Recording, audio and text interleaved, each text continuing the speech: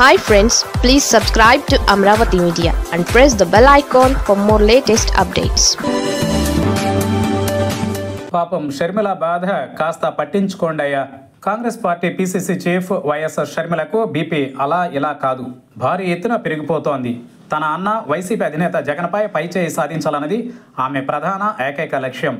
ఈ నేపథ్యంలోనే రాష్ట్రంలో ప్రజల కష్టాలకు అన్న రాజకీయాలను పాలనను కలగలిపి షర్మిల ఏకేస్తున్నారు. అయినా కూడా షర్మిల అనుకున్న విధంగా దూకుడు దక్కించుకోలేకపోతున్నారు. ఈ క్రమంలో ఇప్పుడు తాజాగా కేసు వేస్తానని ప్రకటించి సంచలనం రేపారు.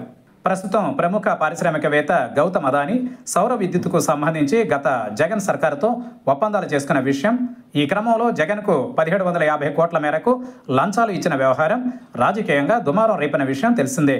అయితే ఈ వ్యవహారం 2 రోజులు ఉండి తర్వాత మటుమాయమైంది.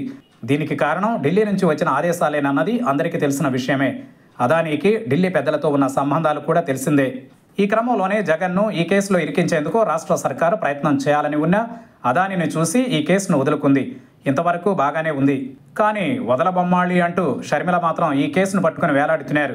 కాంగ్రెస్ పెద్దలకు అదానీకి మధ్య వివాదాలు ఉండడం, పార్లమెంట్లోనూ అదానీ వ్యవహారం తేల్చాలని పట్టుబడుతున్న నేపథ్యంలో ఇదే విషయాన్ని ఇక్కడ తనకు అనుకూలంగా మార్చుకునేందుకు షర్మిల ప్రయత్నిస్తున్నారు.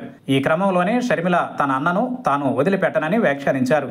అంతేకాదు ఏపీ ఏసీబీకి జగన్పై తాము ఫిర్యాదు చేస్తామని ప్రకటించి సంచలనం రేపారు. దీనిపై ఆమె ఫిర్యాదు చేసే అవకాశం ఉంది. కానీ ఈ కేసును ఏసీబీ నమోదు చేస్తుందా, చేసిన విచారణ చేస్తుందా అనేవి $1 మిలియన్ ప్రశ్నలు. ఎందుకంటే పైన చెప్పుకున్న అదానీ వ్యవహారంతో ముడిపడిన వ్యవహారం కావడంతో రాష్ట్ర సర్కార్ లైట్ తీసుకునే అవకాశం ఉంది. కాబట్టి షర్మిల బీపీ ఇప్పట్లో తగ్గేలా లేదని అంటున్నారు పరిశీలకులు. ఈ విషయంలో చంద్రబాబు స్వయంగా జోక్యం చేసుకుని ఆమెను కూల్ చేయాలని సోషల్ మీడియాలో సెటైర్లు పేలుతున్నాయి.